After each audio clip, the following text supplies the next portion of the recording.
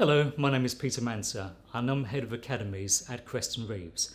Along with my colleague Phil Reynolds, one of our Academy specialists, we're going to summarise the results of our recent Kreston Benchmark Report and the implication for academies or those converting to academies. Here at Kreston Reeves, we act for a number of academy schools in what is an ever-growing sector across the country.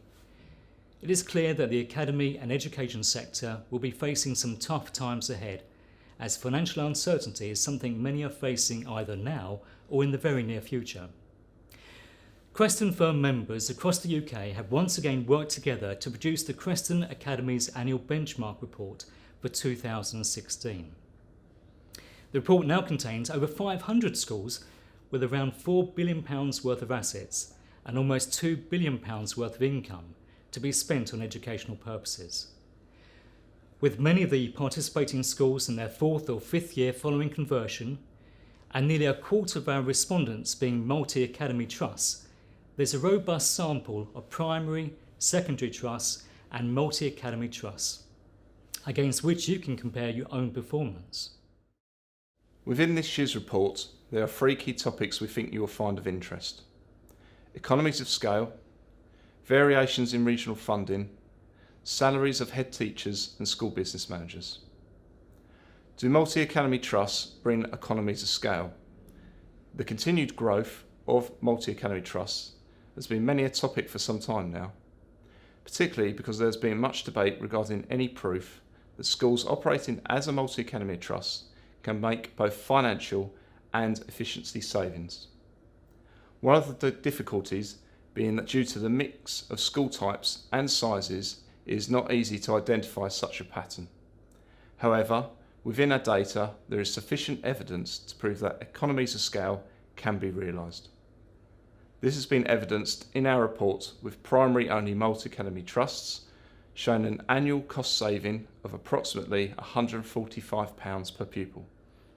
The most significant savings are in the areas of catering, management and administration. Variations in regional funding is another interesting topic that we wanted to share with you. And our report analyses regional funding patterns, which further demonstrates the gap in funding which many schools around the country have to manage. This table shows that the South West receive the lowest funding per pupil, with income being more than £300 per pupil less than the national average and £1,300 less than the London average. The government is aware of these discrepancies, and Nicky Morgan announced fairer funder changes will be introduced in 2017.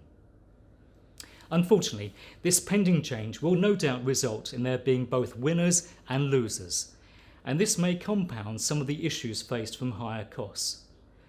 For example, increases in pension contributions and higher national insurance contributions have already made many academies nervous about their ability to control their budget. Finally, the report also looks at the average salary of head teachers and business managers.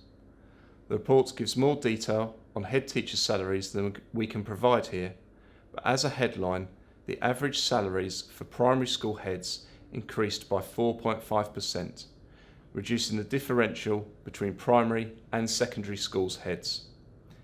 In 2014, the average primary head teacher salary of £63,800 was 69% of a secondary teacher's salary of £91,880. Whereas in 2015, this had narrowed to 73%. This is only the second year the report has included data on business managers' salaries, and the results further demonstrate the inequality between the added responsibilities an Academy Trust business manager faces and the remuneration they receive. The range of salaries continues to be a wide one, particularly by academy type. For primary academies, we see the range going from just above the minimum range up to over £75,000. For secondary academies and multi-academy trusts, we see the range going from just over £20,000 to over £80,000. This variability will arise from the different responsibilities, experience and qualifications each business manager has. In conclusion, education is all about the desire to learn, and benchmarking can assist anyone who wants to understand and learn more about how their Academy Trust is performing. We hope that the contents of this year's report can help you to identify areas in which you can improve your Academy Trust. If you would like a copy of the report, please visit our website